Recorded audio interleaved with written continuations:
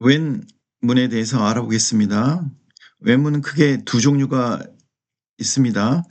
대상이 없을 때, 그럴 경우에는 웬 다음에 이렇게 블락문이 즉시 나타나고요.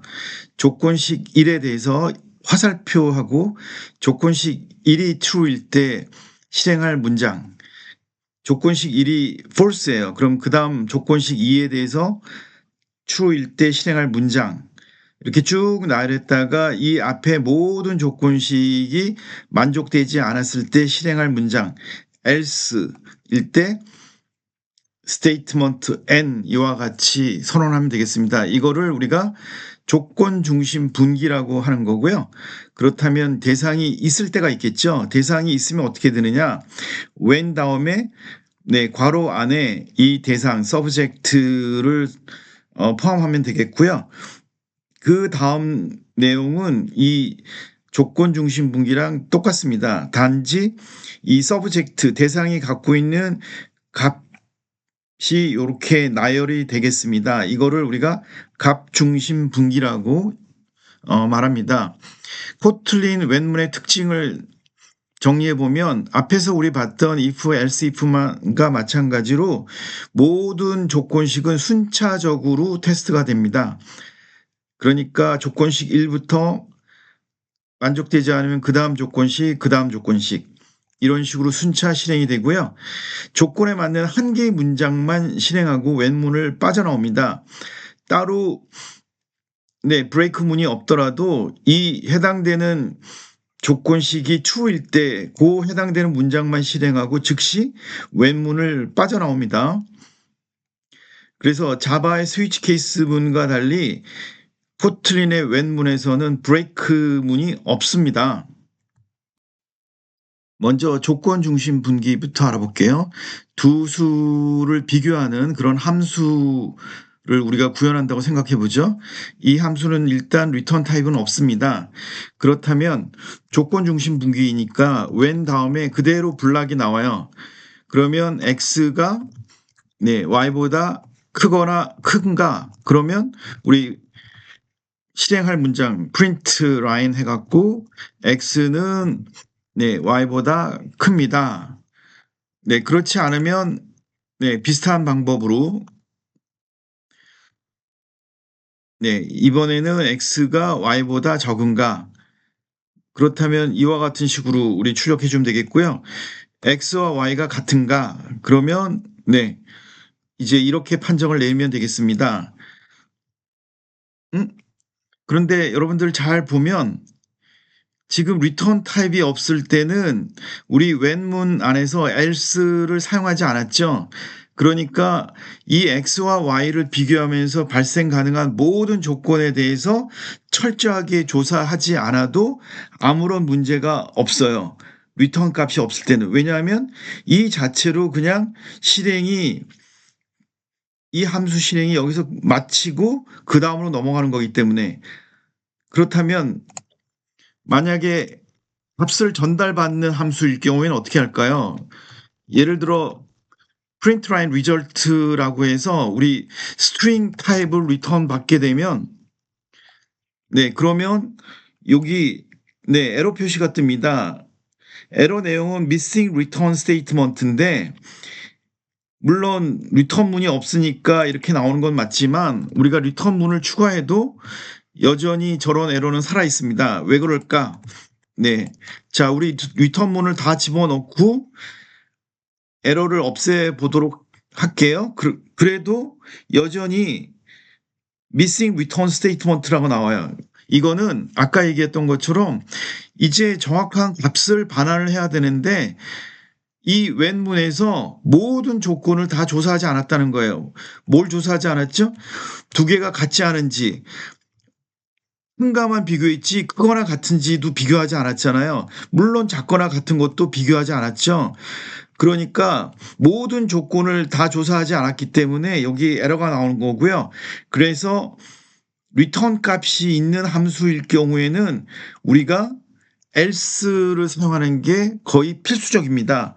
이 else를 사용해야지만 우리가 조사하려고 하는 모든 조건 중에 큰 거 x가 큰가 y가 큰가 그것만 핵심이고 나머지는 그렇게 중요하지 않은 조건일 때는 네, 이 else 안에 모든 내용을 다 집어넣을 수가 있거든요.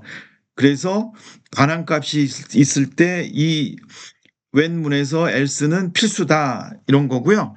여기 재미있는 거는 여기 네, 물결 표시가 나오죠. 네, 그래서 컨텍스트 액션이 있다는 건데요. return out of when, return을 when 문장 바깥으로 옮기는 게 좋겠습니다라는 거죠. 네, 그래서 이렇게 구현하면 되겠습니다. 자, 여기서 우리 앞에서 if 문, if 식에 대해서 얘기했죠. when 문도 when 문과 when 식으로 나타낼 수가 있습니다. 즉, 이 문장 자체도 지금은 when 식으로 나타낸 건데 이거를 when 문으로 나타낸 거죠. 죄송합니다. 식으로 바꿀 수가 있습니다. 어떻게? 아주 간단하게 바꿀 수 있어요. 지금 이 함수 블락에서 이 중괄호를 없애요. 그리고 없애고 equal을 사용합니다. 자, 이렇게만 사용하고요. 그 다음에 잘 보시면 compare value라고 하는 함수가 값을 반환하잖아요. 그죠?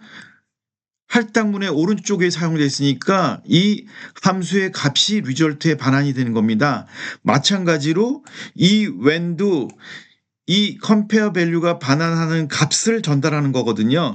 그래서 return을 쓰지 않아도 돼요. 생략할 수 있습니다. 여러분이 보기 좋게 이렇게 쓸 수가 있고요. 이거를 네, 포매팅 해보면 자, 여기서 더 재미있는 사실은 지금 반환하는 타입을 우리가 추론할 수 있기 때문에 타입도 생략할 수가 있고요.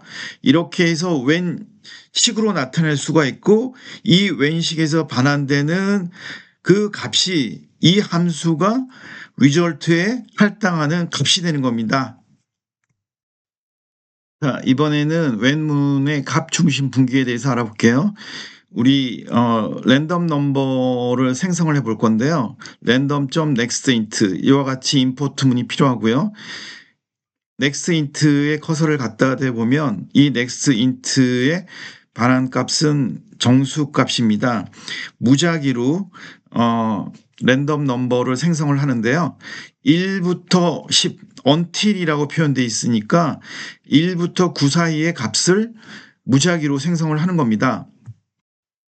네, 랜덤 넘버 생성하는 예를 보기 위해서 우리 for loop 안에 모두 10번의 랜덤 넘버 1부터 9까지 생성하는 겁니다. 10은 제외예요. 실행을 시켜 보도록 하겠습니다. 그러면 네, 이렇게 10개의 숫자 1부터 9 사이의 정수값을 출력한 걸 볼 수가 있습니다. 자, 이 랜덤 넘버는 우리 게임 같은 거 할 때 많이 사용하죠. 자, 우리 이렇게 랜덤 넘버를 생성한 다음에 어떤 값이 생성됐는지를 우리가 예측하는 그런 함수를 만들어 보도록 하겠습니다. 네, 그러면 이제 이 전달받은 값에 대해서 when 문 중에 값 중심 분기, 즉 대상이 뭐냐? 지금 전달받은 x에 대해서 x가 1이냐? 그러면 print line, x는 1입니다. 라고 할 수 있겠죠? 네. 그리고, 네, x가 2이면 x는 2입니다. 자, 앞에서도 얘기했지만 이 guess value가 리턴 값이 없죠. 그래서 이렇게만 해도 에러 메시지 같은 건 없죠. 네. 1부터 9까지 모든 값이 나와야 되는데 그거를 여러분들 잘 기억하시고요. 자, 우리 3, 4, 5, 6, 7, 8, 9. 네, 그러면 print line. 네, 달러 x는 네, 2보다는 크다. 이렇게 추측할 수 있겠죠. 네. 그래서 이렇게 할 수 있지만 만약 이렇게 한다면 여러 개의 값을 이렇게 조건에 집어넣을 때는 이렇게 콤마로 구분하면 됩니다. 물론 좀 더 편한 방법은 else를 사용하면 되겠죠. 네. 그리고 네, 짝수 홀수 맞출 때 1, 3, 5, 7, 9 그러면 x는 네, odd 홀수란 얘기죠. 2, 4, 6, 8 그러면 x는 짝수 이렇게 되겠습니다. 그래서 한번 실행시켜 볼게요. 네. 자, 1이 나왔으니까 1은 odd죠. 그런데 자, 우리 지금 이와 같이 잠깐 표현을 하고요. 이거를 값 중심 분기가 아니고 그냥 조건 중심 분기로도 나타낼 수가 있거든요. 예를 들면 x = 1, x가 2냐 이런 식으로 나타낼 수는 있습니다. 그렇지만 여기 물결 표시가 나타나죠. 네, 그래서 이 물결 표시 눌러보면 introduce when에 subject를 집어넣어라. 그게 훨씬 편하다 이런 거죠. 그러니까 대상이 지정할 필요가 있을 때는 대상을 지정하고 when문을 사용하는 게 훨씬 좋습니다. 자, 앞에서 if, else, if와 같은 캐스케이드 if문을 이렇게 사용하는 것보다는 여기 물결 표시 보면 should be replaced with when문으로 바꾸는 게 좋겠다라는 거죠. 한번 같이 바꿔보죠. 조건 중심 분기가 나을까요? 값 중심 분기가 나을까요? 네, 값 중심 분기가 낫겠습니다. now가 기준이니까 여기 보시면 in, 네, until 6 이렇게 사용하면 되겠죠. 그리고 네, 이 조건일 때 print line 새벽 이렇게 하면 되겠고요. 그 다음에는 네, 조금 복사를 하도록 하겠습니다. else 하고 네, print line 저녁 이렇게 하면 되겠네요. 그러면 여기서는 네, 6, 여기서는 12, 네, 여기서는 12, 네, 그리고 여기 오전, 오후, 네, 이렇게 비교해 보면 이 지금 if, else, if와 같은 캐스케이드 if문을 사용한 것과 when문을 사용한 걸 비교하면 when문이 굉장히 깔끔하고 네, 체계적으로 표현할 수 있다라는 거를 잘 알 수 있을 겁니다.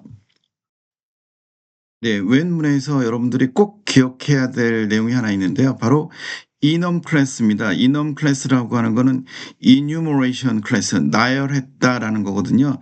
이와 같은 상수들을 나열해서 묶어 놓은 거예요. 그래서 클래스 이름 앞에 enum이라고 하는 키워드가 붙었는데요. 그리고 컬러라고 하는 클래스로 정의한 거죠. 여기 보시면 빨주, 노초, 파남보 무지개 색상을 정의한 겁니다.